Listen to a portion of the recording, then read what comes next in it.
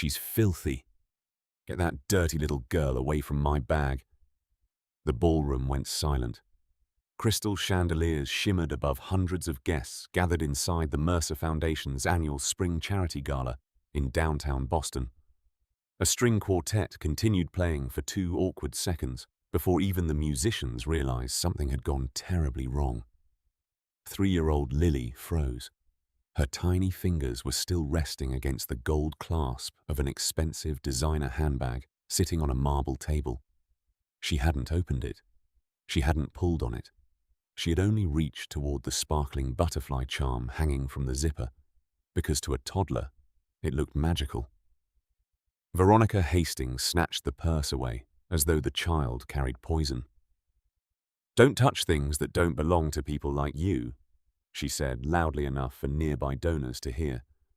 "Your mother should have taught you some manners before bringing you into my house." Lily immediately hid behind her mother's apron. Rosa Santos had spent 6 years working inside the Mercer estate. She cleaned rooms before sunrise, ironed table linens until her fingertips cracked and quietly disappeared whenever wealthy guests arrived. Tonight, she had only brought Lily because the babysitter had cancelled at the last minute, and Veronica herself had insisted it would be perfectly fine.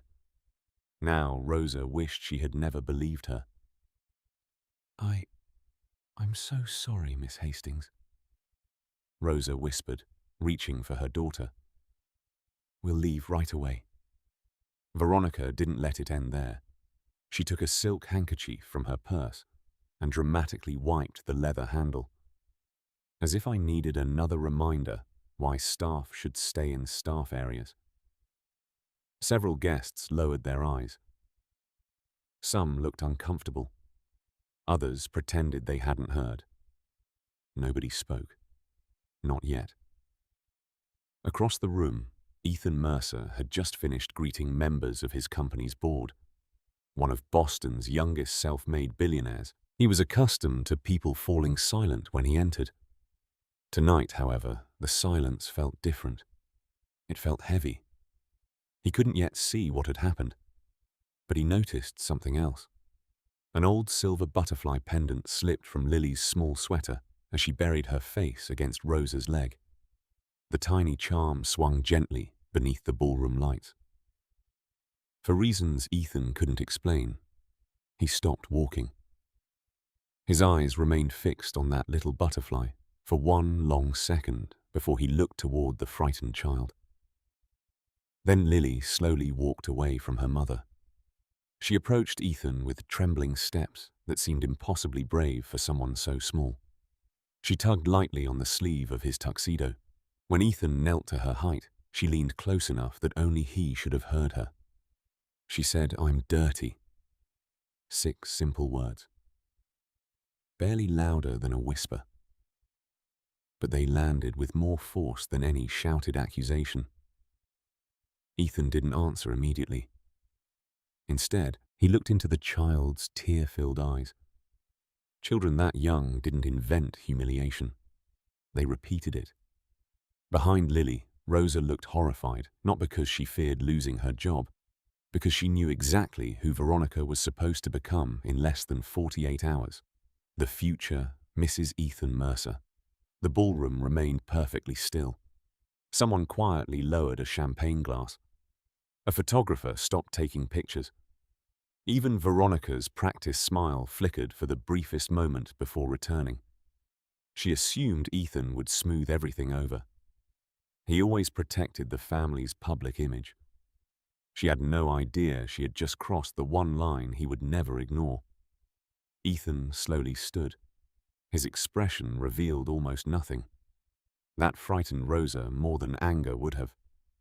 He glanced once toward the silver butterfly pendant still hanging from Lily's sweater, then toward Veronica, then back again, almost as though the tiny piece of jewelry reminded him of something he had spent years trying to remember. Veronica mistook his silence for agreement.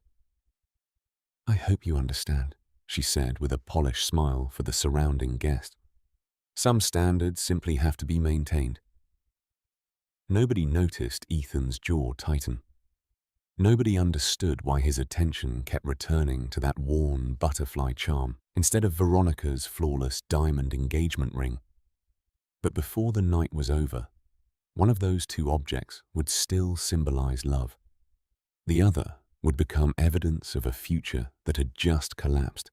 And before the wedding invitations could ever become wedding vows, someone standing in that ballroom would lose far more than an engagement. They would lose the carefully crafted life they had built on appearances. But to understand why one frightened little girl's whisper and one old silver butterfly would destroy everything, Veronica believed she controlled. We need to go back to where this story truly began, 6 weeks earlier. Long before crystal chandeliers, designer gowns and whispered judgments filled the Mercer estate, Rosa Santos was already awake. At 4:45 every morning, the small alarm clock beside her bed buzzed just once before she reached over and silenced it.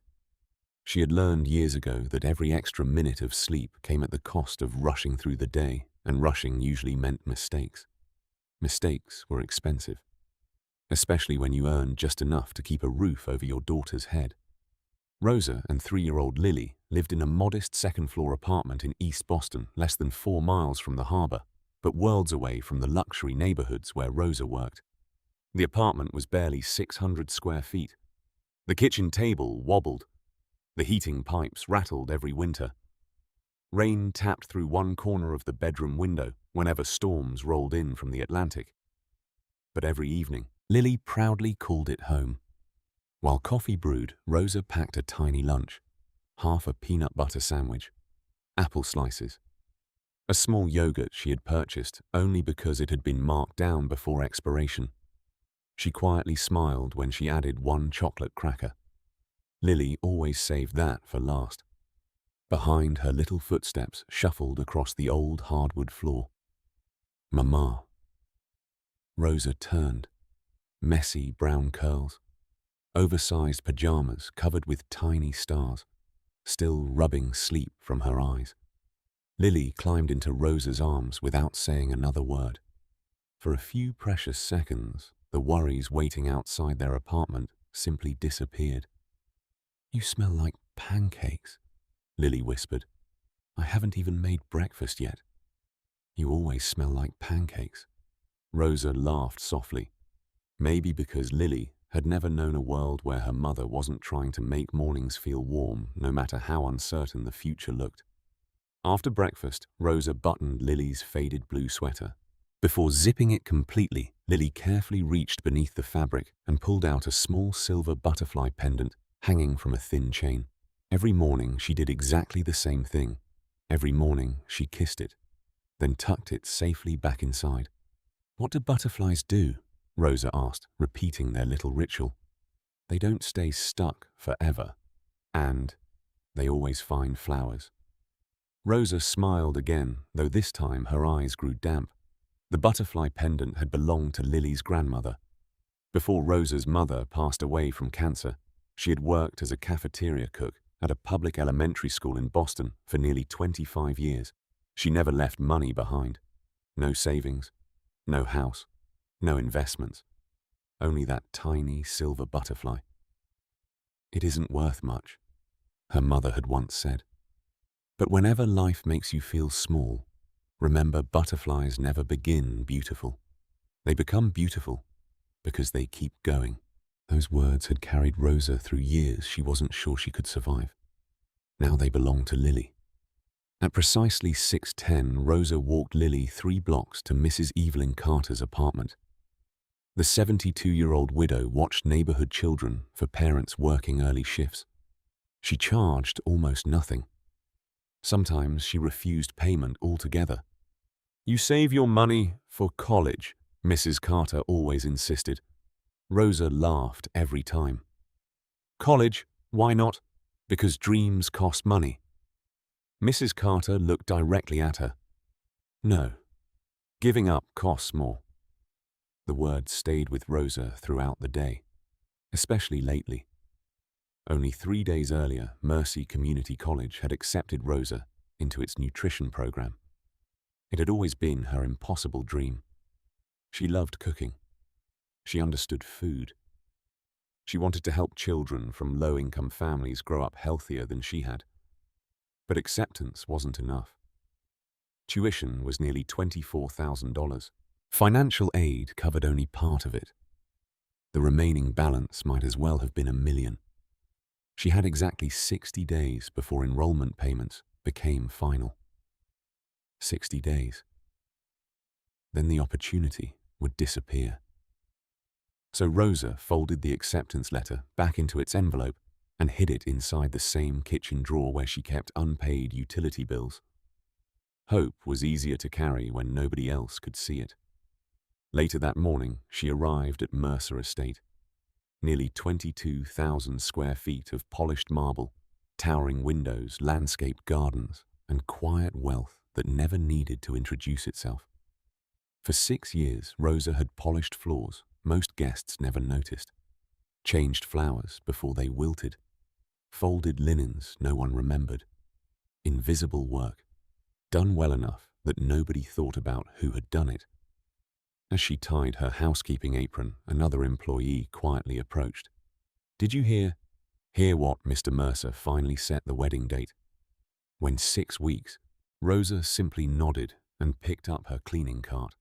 But something about those words settled heavily inside her. Not because Ethan Mercer frightened her. He rarely spoke unless necessary, always thanked the staff by name, and never acted as though kindness required attention. It was Veronica. During the past few months, every visit she made to the estate left behind the same feeling. The flowers became decorations instead of gifts. Employees became obstacles instead of people, and every room somehow felt colder after she walked through it.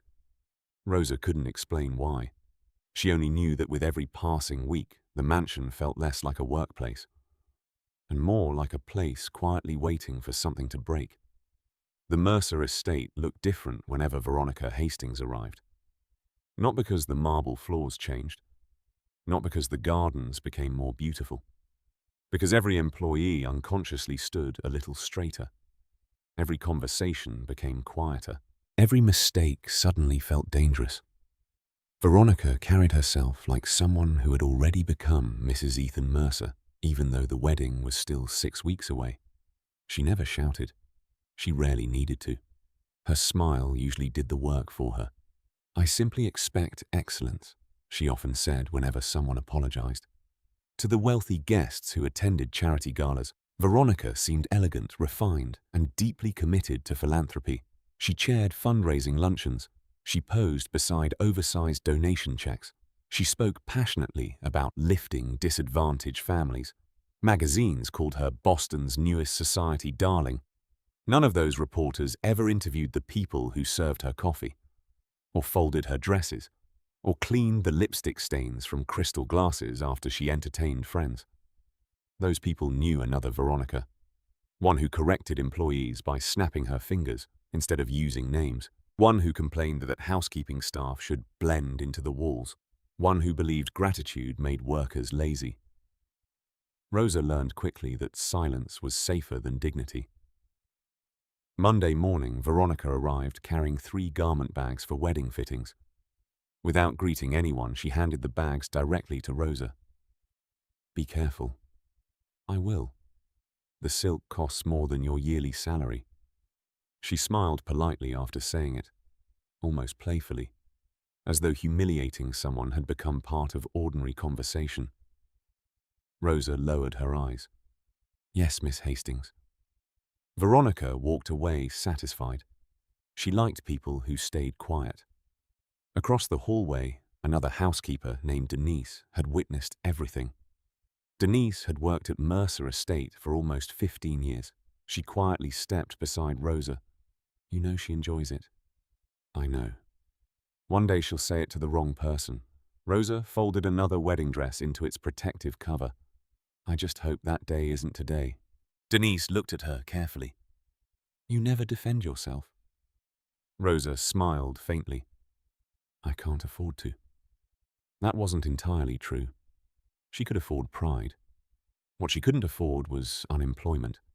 Every paycheck covered rent, groceries, bus fare, daycare, medicine whenever Lily caught another winter cold. There was never enough left over to survive losing this job. By Wednesday afternoon, the mansion buzzed with wedding preparations. Florists measured entryways. Interior designers debated centerpieces. A famous chef inspected the ballroom kitchen. Boxes filled with imported decorations arrived every hour. Veronica supervised everything personally.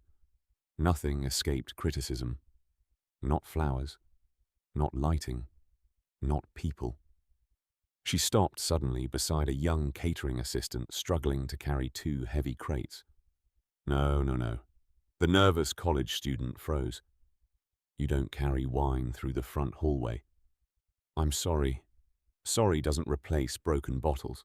The young man apologized 3 more times before Veronica finally walked away. When he disappeared into the kitchen, Rosa quietly picked up one of the heavier crates.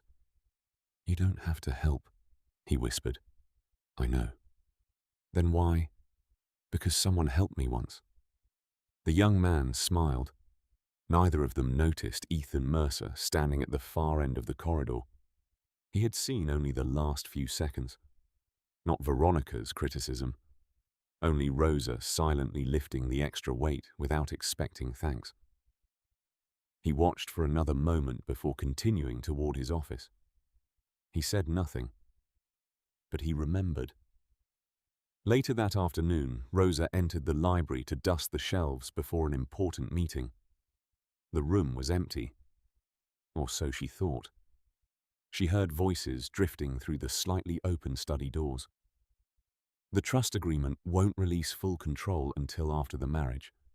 Veronica, another woman's voice answered quietly. I've already told you. Ethan's attorneys wrote those protections for a reason. What if he changes the documents after the wedding? He won't. He might. There was a long silence. Rosa wasn't trying to listen. She immediately stepped backward. Her feather duster accidentally brushed against an antique globe. The tiny sound echoed louder than it should have. Inside the study. Silence. Complete silence. Rosa's heart pounded. Footsteps approached. She quickly pushed her cleaning cart toward the hallway before anyone opened the door. Seconds later, Veronica stepped outside. She scanned the empty corridor. Nobody. Only polished floors, fresh flowers, and a cleaning cart disappearing around the corner. Her eyes narrowed. She wasn't convinced. Back downstairs, Rosa leaned against the pantry wall, trying to steady her breathing. She hadn't heard enough to understand the conversation. Only fragments. Trust agreement. Marriage. Attorneys. But Veronica's expression after opening that door stayed with her. It wasn't embarrassment. It was fear. For the first time, Rosa wondered whether the perfect future everyone admired was hiding cracks no one else had noticed. She didn't know it yet, but those scattered words and Veronica's frightened glance down an empty hallway would become the first clue that the wedding wasn't being planned for love alone. And somewhere inside the mansion, someone else had quietly begun noticing the same cracks. The next morning, Boston disappeared beneath a steady spring rain. From the kitchen windows of Mercer Estate, Rosa watched grey clouds settle over the gardens as she prepared breakfast trays for a house that never seemed to sleep anymore. Every hallway echoed with wedding plans. Every room carried another deadline. The ceremony was now only 39 days away, and somehow Veronica became more demanding with each sunrise. These lilies aren't white enough. The silverware isn't aligned. Who approved this table arrangement? No answer was ever good enough. By noon, the florist had been reduced to apologizing for flowers that had arrived exactly as ordered. The pastry chef was told to redesign an entire dessert display because Veronica suddenly decided she no longer liked ivory frosting. When the wedding planner quietly suggested keeping the original design to avoid additional costs, Veronica smiled without warmth. If someone can't meet my standards, I'll find someone who can. The planner nodded. So did everyone else. Fear had become part of the schedule. That afternoon, Rosa was polishing the grand staircase when Ethan returned unexpectedly from a board meeting. He stopped halfway up the stairs. "You've been here since dawn, haven't you?" Rosa looked up, surprised that he remembered. "Yes, Mr. Mercer. And yesterday, yes. You should take a break. I'm almost finished." He glanced toward the hallway, where Veronica's voice echoed through the mansion. "You've said that every day this week." Before Rosa could answer, Veronica appeared. "There you are." She slipped naturally beside Ethan, looping her arm through his. The florist finally fixed everything. Her eyes drifted toward Rosa. Although some people still require constant supervision, Ethan looked from Veronica to Rosa. "The staircase looks perfect." "It should," Veronica replied smoothly. "She's had all morning." Rosa lowered her head and quietly continued polishing the railing. Ethan hesitated. Something about the exchange unsettled him. Not what Veronica had said. How quickly Rosa accepted it. People who expected kindness reacted differently. Rosa behaved like someone who had learned not to expect any. That realization stayed with him long after he walked away. Later that evening, Rosa returned to the library to finish dusting before the estate closed for the night. The room was empty again. She worked carefully, moving family photographs only long enough to wipe beneath them.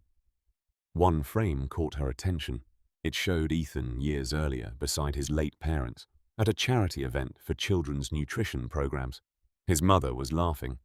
His father held a small silver butterfly pin attached to his suit lapel. Rosa paused. Butterfly. Again. Different from Lily's pendant, but strangely similar. Before she could think further, footsteps approached. She immediately placed the photograph back exactly where it belonged. The estate's longtime attorney, Harold Benson, entered carrying a leather portfolio. He looked surprised to find someone inside. "Oh, sorry. I'll be finished in a minute." Harold smiled politely. "No rush." As Rosa pushed her cleaning cart toward the door, several folders slipped slightly from inside his portfolio. One document briefly became visible. Mercer Family Trust. He quickly tucked it back inside. Neither of them said anything.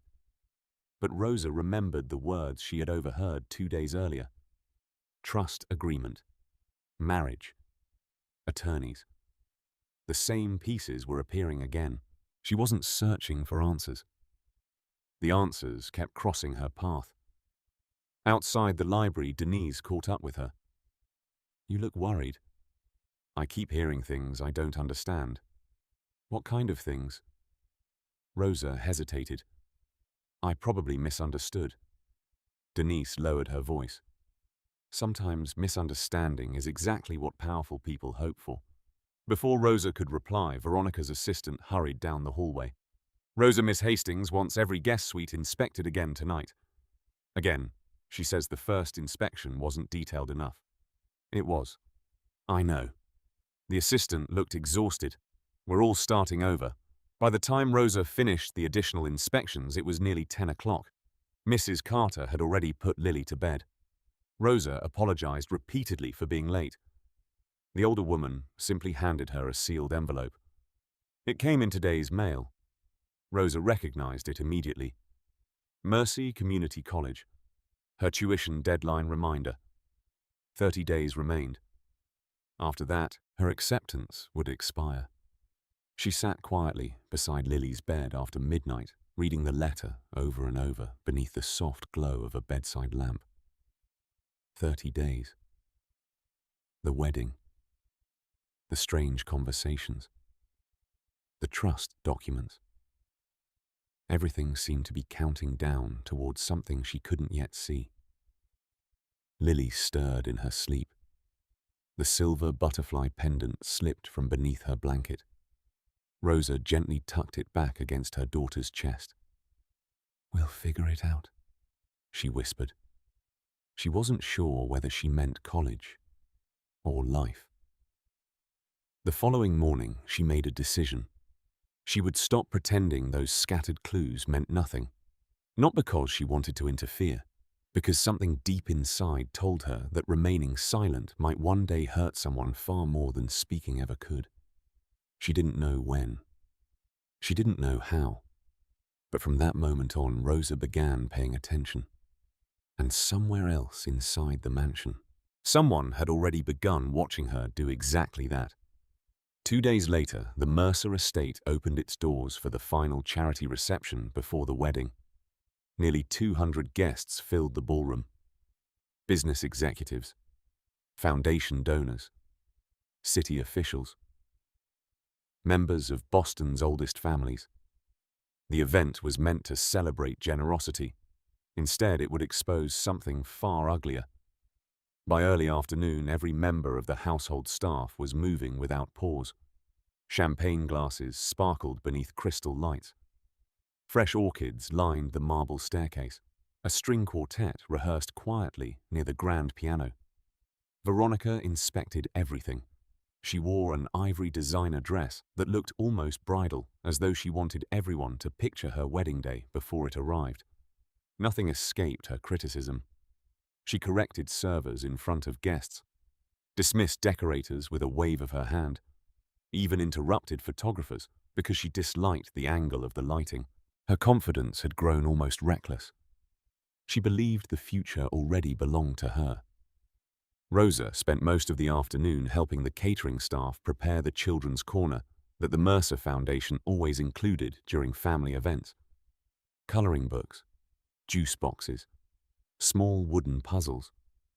It was one of the few places inside the mansion where Lily could quietly stay beside Mrs. Carter after arriving later that afternoon. For nearly an hour, everything remained peaceful, until one tiny butterfly changed the course of the evening. Lily wandered only a few steps away from the children's table. She wasn't running. She wasn't shouting. She simply noticed something beautiful. A gold butterfly charm hanging from Veronica's designer handbag. It shimmered beneath the ballroom lights almost exactly the way sunlight reflected from her own little silver pendant every morning. Children notice beauty before they notice status. She reached out carefully. Only one finger touched the charm. That was enough. "What do you think you're doing?"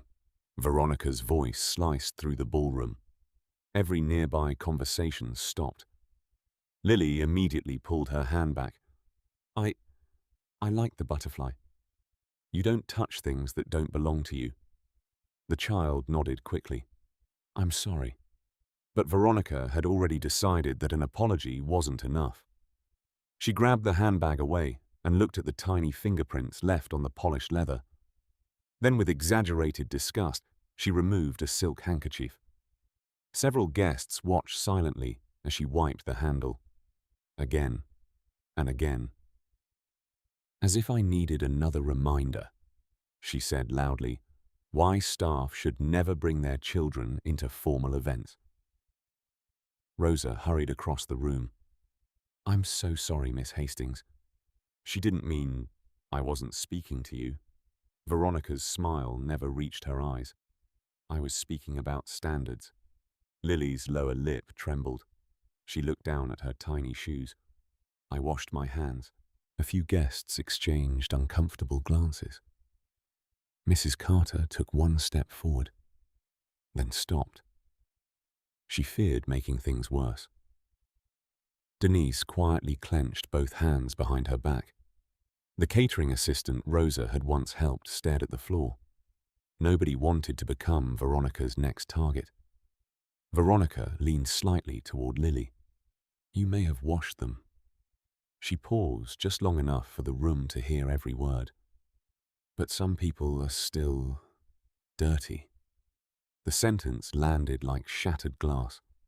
Rosa instinctively pulled Lily into her arms. "You don't have to apologize anymore," she whispered. But Lily wasn't crying because of the handbag. She was trying to understand the word. Dirty. She looked down at her clean little dress, then at her mother's apron. then around the silent ballroom. Am I dirty because Maman cleans houses? Rosa felt her heart break. She couldn't answer, not without breaking herself. Across the room, Ethan Mercer had just finished speaking with two board members. He noticed the silence first, then the circle of frozen guests, then Rosa kneeling beside Lily. He started walking, slowly. Every instinct told him something was terribly wrong. As he drew closer, Veronica relaxed. She expected him to smooth over another awkward moment. Protect the evening. Protect her. Protect appearances. Instead, Ethan stopped beside Lily before saying a single word to anyone else. The little girl looked up at him through tear-filled eyes. The silver butterfly pendant had slipped outside her sweater. It rested against her chest, gently swaying. For one strange second, Ethan forgot the ballroom, forgot the guests, forgot Veronica. His eyes remained fixed on that warm silver butterfly. A memory tugged somewhere deep inside him. Incomplete, unfinished, important. Before he could grasp it, Lily reached out and lightly tugged the sleeve of his tuxedo. Her tiny voice barely rose above a whisper. She said, "I'm dirty." 6 words. No accusations. No exaggeration. Only the simple truth a 3-year-old could carry. The room became impossibly still. Nobody moved. Not the musicians. Not the photographers. Not even Veronica. She laughed softly, trying to reclaim control. "Oh, Ethan. She's only repeating things out of context." But for the first time since their engagement, he didn't look at Veronica. He looked only at Rosa. She still hadn't spoken. She hadn't argued. She hadn't defended herself. She simply held her daughter close with trembling hands. And somehow, that silence said more than any speech ever could. Then from somewhere beyond the ballroom entrance, a familiar voice called Ethan's name. Every head turned toward the doorway. Someone had arrived unexpectedly, and in their hands was the one piece of truth Veronica had prayed would never reach this room. Every conversation died the moment the ballroom doors opened. Harold Benson, the Mercer family's senior attorney, stepped inside carrying a weathered leather portfolio. Beside him walked Eleanor Mercer. Although she had retired from the Mercer Foundation years earlier after her husband's death, the board still treated Ethan's mother as the moral heart of the family. She had not been expected that evening. Neither had Harold. Veronica's smile faltered. "What a surprise," she said, forcing warmth into her voice. Eleanor didn't answer. Her attention had already settled on Rosa, who was still kneeling beside Lily. Then she noticed the tears on the little girl's face. What happened? Nobody answered immediately. Veronica recovered first. It was nothing more than a misunderstanding involving a child. A misunderstanding. Ethan finally spoke. His voice remained calm. Too calm. He turned toward Lily. "What happened?" The little girl looked at Rosa. Rosa gently nodded. "You can tell the truth." Lily swallowed. "I touched the butterfly on her bag, and then she cleaned it." Silence. And she said, Lily hesitated. "That I'm dirty." Nobody in the ballroom breathed. Veronica laughed softly. "Ethan, she's 3 years old. Children misunderstand words all the time." "I said the situation was dirty," Veronica continued smoothly. "Surely everyone understands the difference." Several guests looked away. It sounded believable. Just believable enough. Harold remained perfectly still. Denise suddenly stepped forward. Her hands were shaking. I heard exactly what Miss Hastings said. Every head turned toward her. So did I, the young catering assistant added. Mrs. Carter slowly raised her hand. I heard it too. One witness, then another, then another. The silence Veronica had relied upon only moments earlier began breaking apart. She looked around the room. You people are seriously choosing a maid over me? No, Ethan answered quietly. They're choosing honesty. Veronica felt control slipping away. She reached for Ethan's arm. This is becoming ridiculous. He gently stepped back. It was the first time he had ever withdrawn from her touch. Before Veronica could speak again, Eleanor walked toward Lily. She knelt despite the expensive gown she was wearing. What is your name, sweetheart? Lily. And may I see your necklace? Lily looked toward Rosa. Rosa nodded once. Tiny fingers lifted the old silver butterfly pendant into the light. The room watched without understanding why. Eleanor's eyes widened, very slowly. She looked at Harold. Harold gave an almost invisible nod. I knew I'd seen it before, Eleanor whispered. Veronica frowned. What does an old necklace have to do with anything? Eleanor never looked at her. Instead, she smiled gently at Rosa. May I? Rosa carefully unclasped the pendant and placed it into Eleanor's hands. The older woman turned it over. On the back, almost worn away by time, 2 engraved initials remained. E.M. A quiet gasp escaped Eleanor. 26 years earlier, before Ethan had inherited the company, the Mercer Foundation had quietly partnered with Boston Public Schools to provide free nutrition programs for children from struggling families.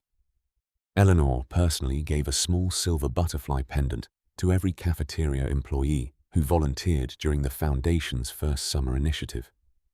Only 12 had ever been made. Each one carried the same initials. E.M., not Ethan Mercer. Eleanor Mercer. My mother, Rosa whispered. Eleanor looked up. Your mother worked at Jefferson Elementary. Rosa nodded slowly. Maria Santos. Tears immediately filled Eleanor's eyes. Maria saved our program. The room remained utterly silent. When state funding collapsed, Eleanor continued. Everyone else resigned. Maria stayed. She cooked for children without pay for almost 3 months. Harold quietly opened his portfolio. Inside rested a faded photograph. He handed it to Ethan. The image showed a much younger Eleanor standing inside an elementary school cafeteria. Beside her, smiling despite exhaustion, stood Maria Santos. The silver butterfly pendant hung around her neck. In her arms, a little girl of 4. Rosa. On the back of the photograph, written in Eleanor's own handwriting, were the words, For Maria. The woman who proved dignity feeds more children than money ever could. Ethan stared at the photograph, then at Rosa, then at Lily. Everything suddenly aligned. The butterfly, his mother's expression, the respect in Harold's eyes, and the quiet dignity Rosa carried every single day. Veronica desperately interrupted. This doesn't change anything. No, Ethan replied. It changes everything. He stepped into the center of the ballroom. Every guest watched. Every employee waited. Veronica tried once more. Ethan, don't embarrass us. He met her eyes. I am not embarrassing you. A long pause. You embarrassed yourself the moment you taught a little girl that another human being could be dirty simply because her mother works for a living. Nobody moved. I built this company with one belief. He looked toward the household staff. Every person who walks through these doors deserves dignity. Then toward Veronica. You never understood that. He reached slowly toward his left hand, removed his engagement ring, placed it quietly on the marble table beside Veronica's designer handbag. The sound of metal touching stone echoed through the silent ballroom. "Our wedding is cancelled." Veronica's face drained of color. "You can't be serious." "I've never been more certain." She looked toward the board members, toward the donors, toward anyone willing to rescue her. Nobody did. Harold closed his portfolio. "The prenuptial agreements and trust documents will be terminated immediately." One board member quietly spoke. "The Foundation's gala committee also needs a new chair." Another added, "Effective tonight. Concrete consequences. Immediate. Public. Irreversible." Veronica looked around the room that had admired her only minutes earlier. Now no one could meet her eyes. Ethan walked back toward Rosa, not as a rescuer, as a man correcting a wrong that should never have happened. He crouched beside Lily. "You are not dirty." He smiled gently. "And neither are the hands that work to take care of the people they love." Lily looked down at her tiny fingers, then smiled for the first time that evening. It was a small smile, but somehow it filled the entire room. The ballroom did not erupt into applause. Real moments of justice rarely do. Instead, people stood in thoughtful silence as though they had all been forced to confront something about themselves. One by one, guests began walking toward Rosa, not with pity, with respect. The first was the young catering assistant. "I'm sorry I didn't speak sooner." Rosa offered a tired smile. "You spoke when it mattered." Then Denise embraced her without saying a word. Mrs. Carter knelt beside Lily and whispered, "See, butterflies always find flowers." Lily smiled and gently touched the silver pendant resting against her chest. This time she didn't try to hide it. Neither did her mother. The following Monday, Veronica Hastings' photograph quietly disappeared from the Mercer Foundation website. Her position as chair of the gala committee was officially terminated. Several charitable organizations she represented publicly announced that they would be reviewing their leadership standards and volunteer policies. The story spread across Boston, not because Ethan Mercer had ended an engagement, but because dozens of witnesses told the same simple story. A wealthy woman had humiliated a child. A room full of adults had stayed silent, until the truth made silence impossible. Veronica attempted to defend herself through carefully worded public statements. She claimed her words had been misunderstood, that emotions had been exaggerated. But the people who had been inside the ballroom remembered something far stronger than any press release. They remembered a frightened little girl asking if she was dirty because her mother cleaned houses. No statement could erase that. A week later, Ethan asked Rosa to meet him in one of the Foundation's conference rooms. She almost declined. After everything that had happened, walking back into the Mercer building felt overwhelming. Lily held her hand tightly as they entered. Harold Benson and Eleanor Mercer were already waiting. A single envelope rested on the polished table. Rosa looked nervous. "If this is about my job," Ethan smiled gently. "Your job was never in danger." She looked confused. "I should have protected you sooner." Rosa quietly shook her head. "You didn't know." "I should have." He slid the envelope toward her. Inside was a letter from Mercy Community College, but it wasn't the same one she had hidden in her kitchen drawer. Across the top, another page had been attached. Mercer Foundation Educational Scholarship, full tuition award, books, transportation, childcare assistance, everything covered. Rosa read the words twice before she could breathe. I don't understand." Eleanor reached across the table. "Years ago, your mother fed children when no one else would." She smiled through tears. "Today, we're simply helping her daughter continue feeding them." Rosa lowered her face into her hands. For the first time since her mother's death, she allowed herself to cry without trying to hide it. Autumn arrived in Boston. Classes began. Most mornings started before sunrise, just as they always had. Only now Rosa carried textbooks alongside her lunch. She attended lectures on pediatric nutrition, studied after Lily fell asleep, worked part-time while balancing assignments and exams. It wasn't easy. Some nights she wondered whether she was strong enough. Whenever doubt crept in, Lily would climb into her lap and touch the silver butterfly pendant. What do butterflies do? Rosa would smile. They don't stay stuck forever. They always find flowers. The answer never changed. Neither did the hope behind it. Ethan continued leading the Mercer Foundation. One of his first initiatives was surprisingly simple. Every employee, from executives to housekeeping staff, would attend the same dignity and workplace respect program.